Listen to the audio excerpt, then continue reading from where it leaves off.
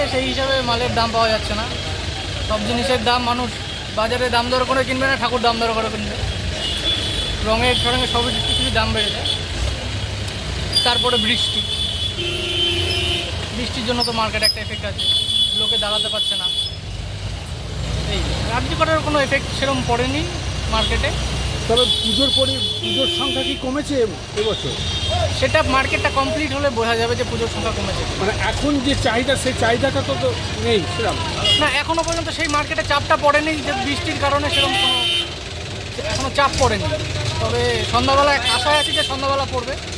কি নাম তোমার? আমার নাম। হ্যাঁ, আর বেচাকেনা সেরকম নেই। কেন বাজারটা খারাপ যাচ্ছে কেন?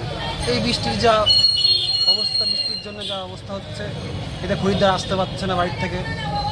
এটা আমাদেরও নানা বিপদের সম্মুখীন হতে হচ্ছে। আর কোনো এই আগে যে বছর যেরকম দাম ছিল, এবছর কি সেটা বেড়েছে না কমেছে? না, দাম হয়েছে 10-20 টাকা দাম বেড়েছে। আর যা বৃষ্টির ওয়েদার, তার জন্য হয়তো দাম 10-20 টাকা আমরা বাড়িয়েছি। আগের বছর থেকে 10-20 টাকা বেড়েছে। কারণ বৃষ্টি না অন্য কিছু কারণে পুজোর ইয়েটা কমে গেছে, মানুষের চাহিদা নেই, সেই আনন্দ নেই। চাহিদা হচ্ছে বৃষ্টি একদিক থেকে দিলে বৃষ্টির থেকেই হচ্ছে চাহিদা অনেকটাই কমেছে। আর যা পরিস্থিতি হয়েছে তার থেকেও একটু চাহিদা কমেছে পুজোর। কি নাম তোমার? সন্তু আমি।